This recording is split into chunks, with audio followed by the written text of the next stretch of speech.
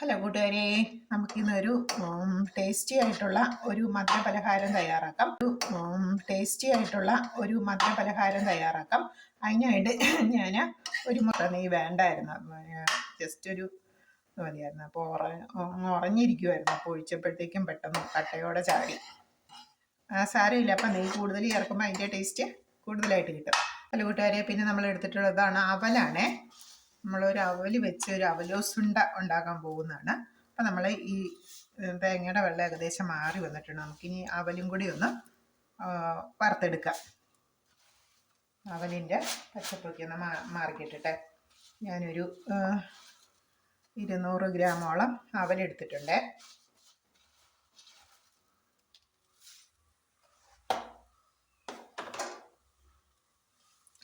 നമുക്ക് രണ്ടും കൂടി ഒന്ന്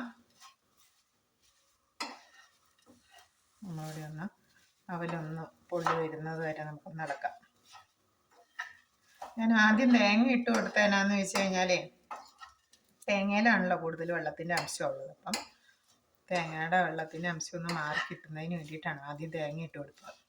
ഇത് ചട്ടിയിലൊന്നും പിടിക്കാതിരിക്കാനും ഒരു ടേസ്റ്റിന് വേണ്ടിയിട്ട് ഒരു സ്വല്പം നെയ്യ് ഒഴിച്ച് അരിച്ച് വെച്ചിട്ടുള്ളതാണ്.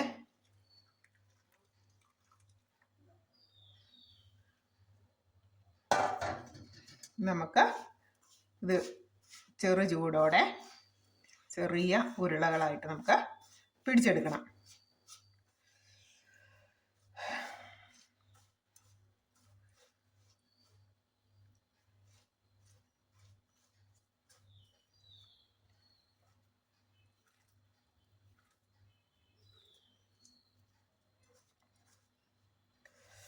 ചൂടുണ്ട്.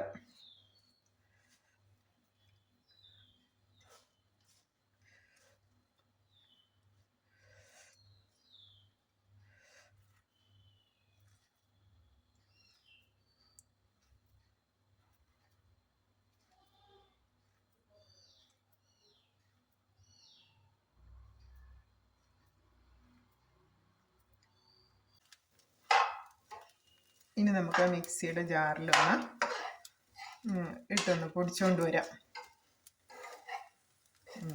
നന്നായിട്ട് നമുക്ക് മുരിഞ്ഞ് കിട്ടിയാൽ പോലെ. അപ്പം തന്നെ തേങ്ങയുടെ വെള്ളവും വറ്റിയിട്ടുണ്ട്.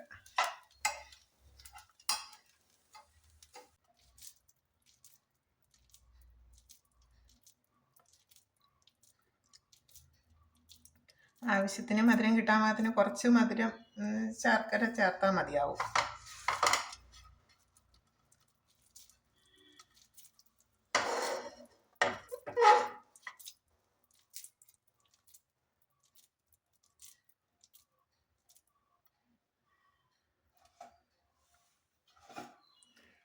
ലാസ്റ്റ് ആയപ്പോൾ ഞാൻ ഇച്ചിരി വലിപ്പം കൂട്ടിയെടുത്തു. ആദ്യം ഭയങ്കര കൈ പൊള്ളുമായിരുന്നു, അപ്പോൾ ചെറുതായിട്ട് എടുത്തേ കുറേശ്ശെ പിടിച്ച് കണ്ട. അപ്പോൾ ചൂട് കുറഞ്ഞപ്പോൾ വലുതായിട്ട് തന്നെ എടുത്ത്.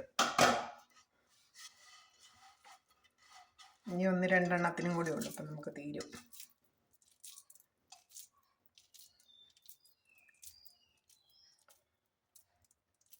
പനി ആയതുകൊണ്ട് നമുക്ക് ശരിക്കും ഉരുണ്ട് കിട്ടുവേ. നമ്മൾ അവലോസുണ്ടയൊക്കെ തയ്യാറാക്കുന്നതാണ് അരിയുണ്ട വെച്ചിട്ട്. അരിയുണ്ട പിടിക്കുന്നതാണല്ലോ അതുപോലെ.